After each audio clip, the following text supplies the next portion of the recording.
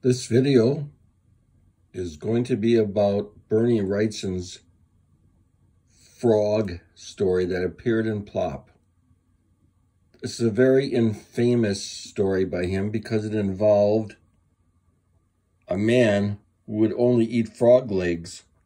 So all these frogs ended up being crippled. Wrightson has them on a wheeled structure, and all their legs are missing because this guy would only eat their legs. The story is called The Gourmet.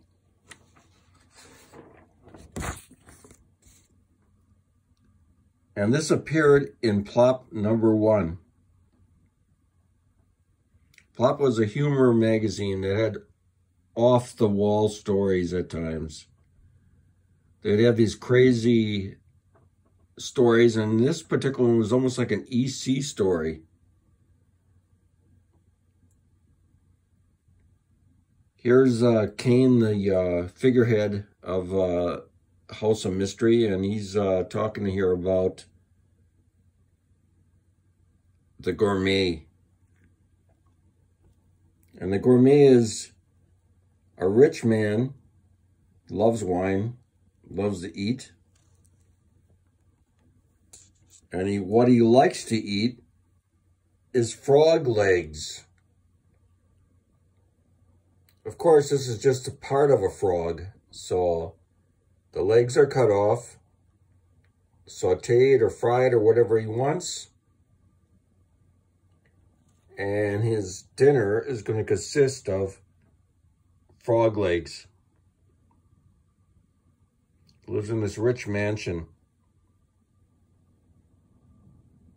This is cool here because you see that chandelier and you see that like cross shadow work that Wrightson would always put in. I love the drapery here. The hanging curtains. He's got these statues of these naked women, so Wrightson kind of got away with this also in the comic. In fact, here's some more nude figures of women. This is surprising because they let these butt shots go into a regular comic book. And this guy's going, excellent, as always, but hardly enough. I desire another helping of frog legs.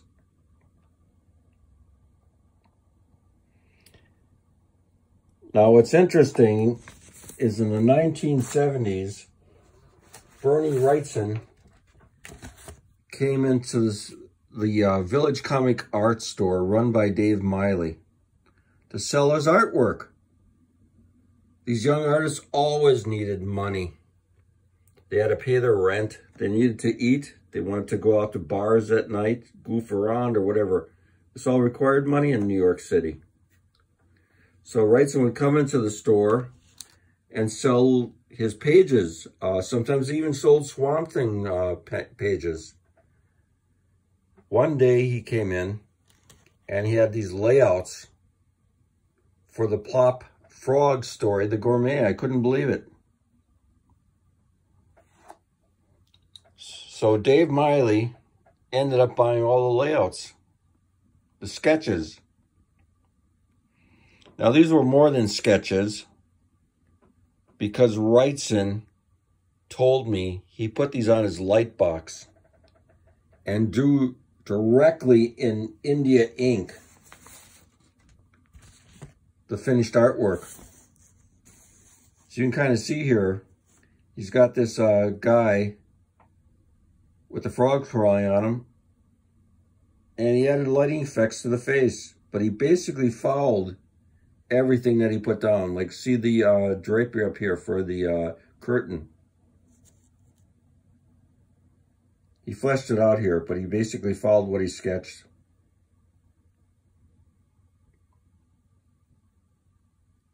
See that Wrightson hand right there in the drapery?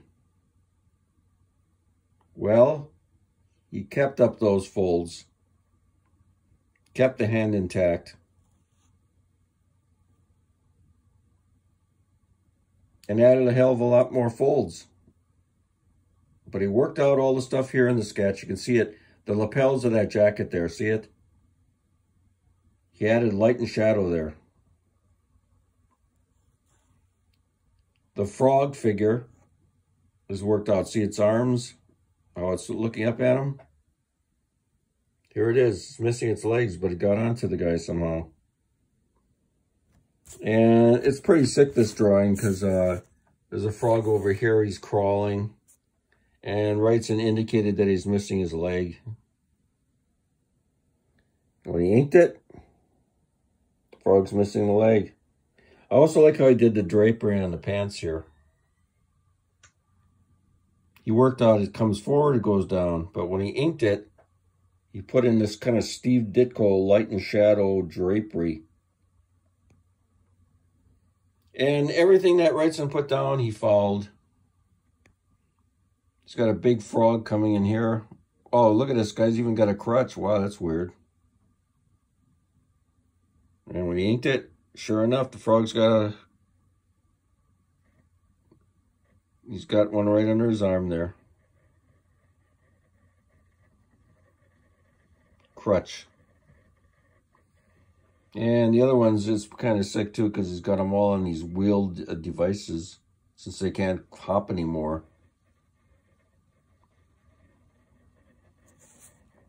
It's a pretty crazy story. Steve Skeets wrote this, by the way, and Wrightson illustrated it. So it wasn't a Bernie Wrightson story, but it was right up his alley.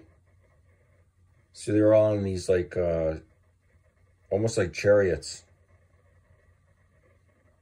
And he has all these frogs underneath him here. Kind of scribbled them in. And when he inked it, he just like shadowed them. And he worked out all the sound effects too. Like, see where it goes croak, croak, and all that stuff? The guy's screaming. He worked it all out. And then it was all lettered in just like how he laid it out. And again, even that kind of X shadows that he likes to put in his drawings, he did it here. I like it too because some of the frogs are like piled on top of each other. They're just trying to get to the guy. I guess they're going to kill him. And he did them all like that. They're all like stacked on top of each other. And it's funny too because there's another one down here. And he's on crutches also. That's pretty funny. It's pretty grim. Look, he's missing his legs. Hopping around on a stump leg, and he's got a crutch. That's pretty weird. He's trying to get by the best way they can, as if they were walking wounded from war. Like they went to Vietnam, they came back crippled. World War II, they came back crippled. They had to use crutches or go in a wheelchair. In this case, they're going in these like wheeled chariots. So that's pretty wild. And these drawings, by the way, were drawn 11 by 17 size, and Dave Miley brought them all. What I was able to do was make full-size Xeroxes. There was a photocopy store down the block. This was a new invention. Photocopy stores didn't exist. They came in the 1970s at some point. You go over there for like a quarter, which was kind of expensive, and make 11 by 17 copy.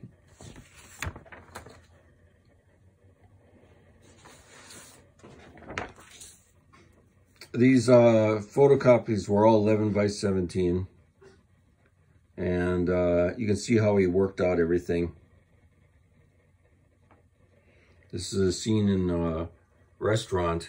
I like it that he did the lettering on the restaurant backwards, because that's how it would appear. So he's got this all worked out. And here's another 11 by 17 page.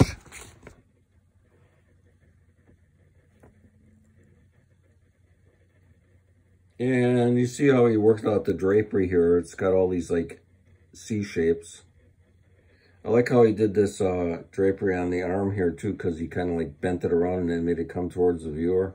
Great perspective. And here, he's very good at drawing drapery. A lot of guys wouldn't catch this. Like, see how that drapery is going around the wrist and then it flows outward like in a V shape. And let's see here. Worked out all the sound effects as usual. all the screes and everything, any kind of noise that would occur. And all the light and shadow is worked out. He seems to like to draw these naked statues constantly too in this job, which is funny. There's a guy embracing a girl. And he's using like a pretty regular pencil, it looks like. This is not a mechanical pencil. You can see that, you look at how he shaded it here.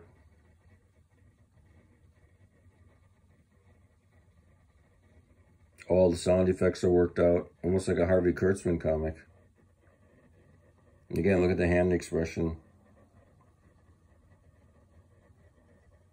Oh, I made the guy turn his head here. See that? The speed lines.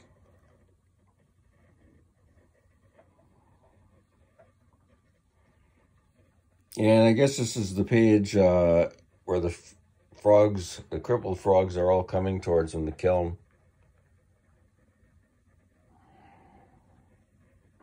They're coming to get revenge because he had their legs cut off and ate their legs. Pretty weird. And he told me that he put this on his light box. These were his pencils, in other words. They weren't just sketches. You can see he worked the drawing out very thoroughly. So when he comes to ink it, he followed it exact. Added a lot of light and shadow things, but it's basically all worked out here. So he's dependent on working out the drawing here and then rendering it like crazy here. You notice on that hand here, he didn't have that shadow on it. He added the shadow. And that's aerial shot of him in the room, and he's hearing all that scree stuff. I guess that's the frog's wheels making that noise. And let's say like that nude statue, let's see what he did to it. There it is. And he did it, wow, worked it all out, light and shadow. And again, he's a master of light and shadow. You can see how he put all these, he has all this worked out though, it's weird. See all the shadows are all worked out. Where's the shadow going? Where's the shadow going? So when he does the final drawing, he follows that. And we see the drawing here of the face. And what he's done here is, of course, he's going to refine this now. You see, you've got the ear. It's from a low angle. He followed all this stuff right here at the inking.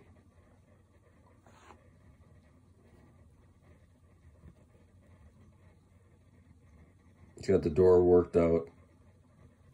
Follows that. So a lot of times what he's doing is he's following what he does and then elaborating on it. Like here, there's a close-up of Cain.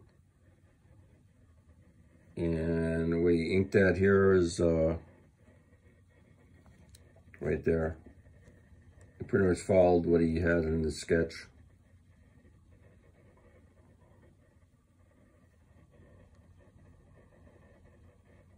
So he's doing this very spontaneous, like sketches the thing out and then redefines it with the panels. And even with the guy screaming down here, see the hand?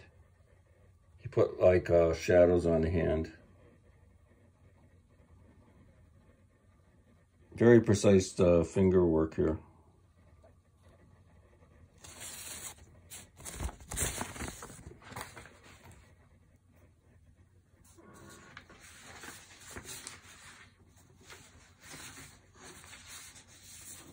This photocopy here isn't the best, but that's what it came out as. He sketched it lighter, so I couldn't photograph it completely. This is where he's eating the frog legs.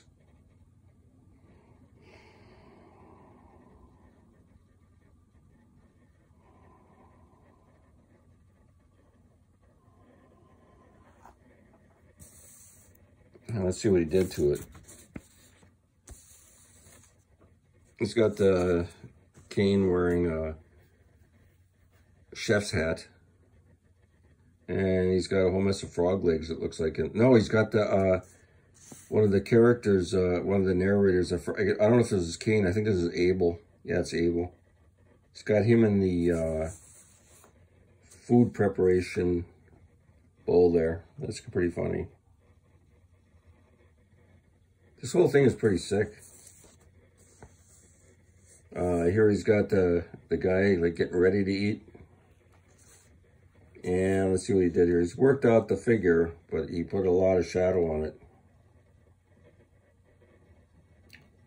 And it looks like, oh, I didn't even put the wine glass on the table. He added that later, look. And let's see what in this panel. It's got the frog legs being put down.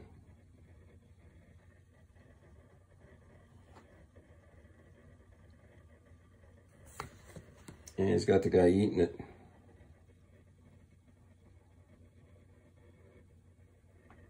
And he did a real elaborate inking there of light and shadow. And he's got the guy sitting at the table. Well, he changed some things here. He's got a mirror behind him, look. And maybe it got covered up here with the lettering. And again, he tried to work in some naked women again. That's pretty funny. He got away with that. He's got two butt shots here. And did them all with light and shadow.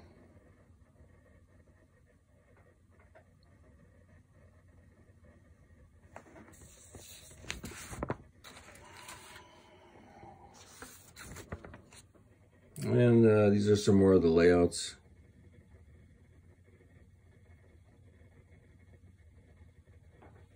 It's got a lot of this worked out drapery. It's very nice. But as you can see, he could ink off of this because he worked it out so tight.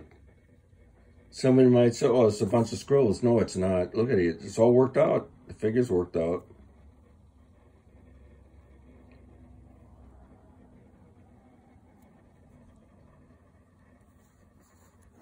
Well, let's see what he did with the inking.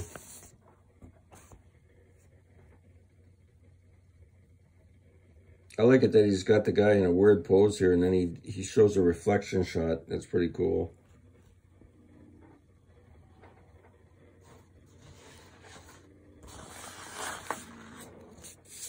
And he's got the guy at the table with his wine glass. And some more naked figures in the background.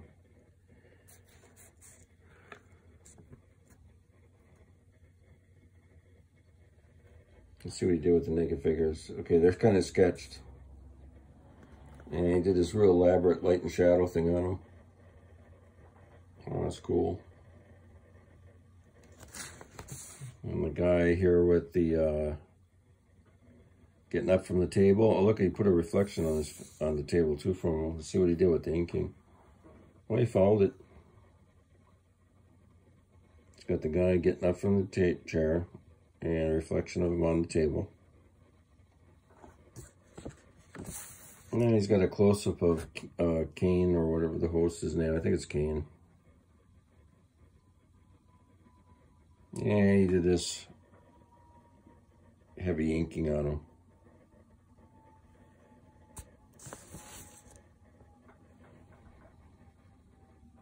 And he goes for this below angle shot of the table. That's pretty cool.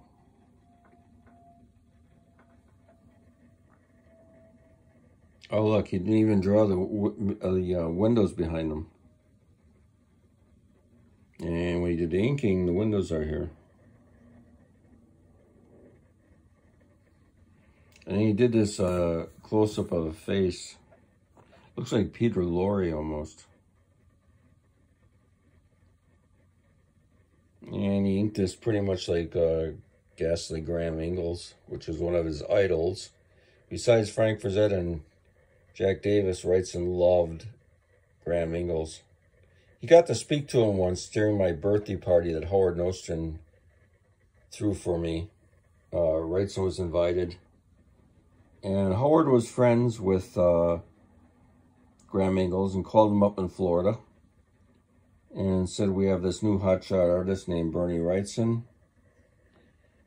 and he'd like to talk to you. And basically, Wrightson just said that you're a great artist. Kind of gushed about how great he was. And in interviews, Wrightson's mentioned that he got to speak to Ingalls, but he couldn't remember where it took place. It was at my birthday party at Howard Nostern's apartment.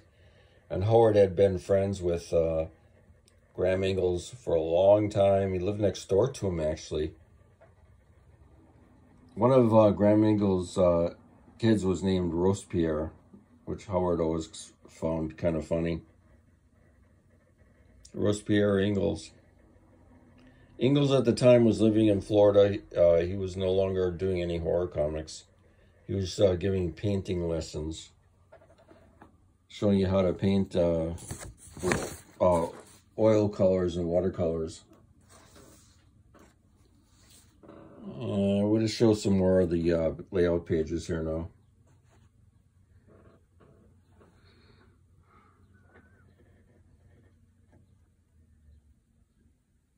Again, Wrightson would take this, put it on his light box, and ink like how I've been showing you.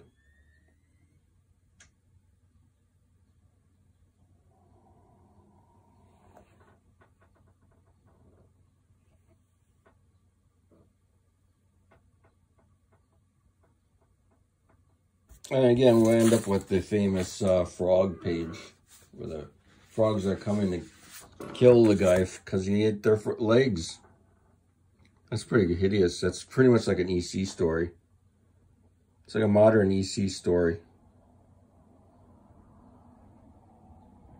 Nice pile up of the frogs here again. Again, they're wearing crutches. Look at this guy's like a amputee leg. He added an artificial leg to him so he could hop around.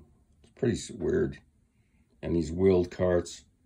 Okay, I hope you enjoyed the story. It's one of the most infamous Bernie Wrightson stories you will ever see from plot number 1. And I had fun looking at this, and I was so glad that I actually had the photocopies. All right, see you guys next time. Next video.